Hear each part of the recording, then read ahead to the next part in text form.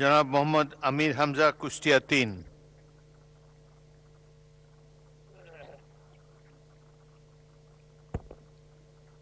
আসসালামু আলাইকুম রহমতুল্লাহ। বিসমিল্লাহির রহমানির রহিম। মাননীয় স্পিকার, আপনাকে ধন্যবাদ। আমাদের উত্তর অঞ্চল এবং দক্ষিণ অঞ্চলের প্রবেশদ্বার সাংস্কৃতিক রাজধানী কুষ্টিয়া। এখানে বটতল থেকে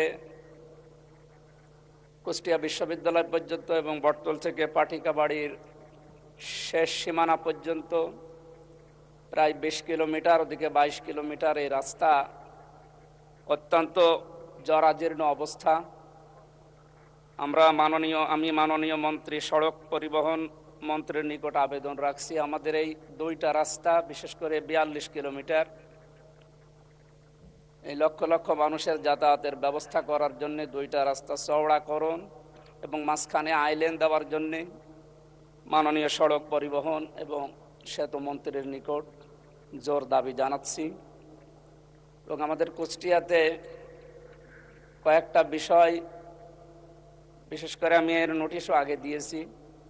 মেডিকেল কলেজ হাসপাতাল, এটা ২০১১ সালের ৯ অক্টোবর থেকে আরম্ভ হয়ে ২০২৬ সাল পর্যন্ত এখনও কোনো অগ্রগতি নেই। পড়ে আছে প্রায় ১০০ কোটির উপরে সম্পদ, টাকার মেশিনপত্র পড়ে আছে।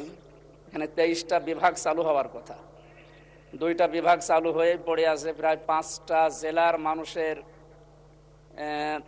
18 থেকে 20 লক্ষ মানুষের এখানে চিকিৎসার ব্যবস্থা করা সম্ভব যদি এটা অতি দ্রুত চালু করা হয়।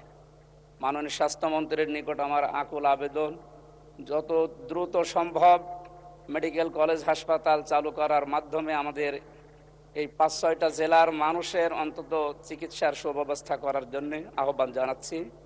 মাননীয় স্পিকার, আপনাকে ধন্যবাদ।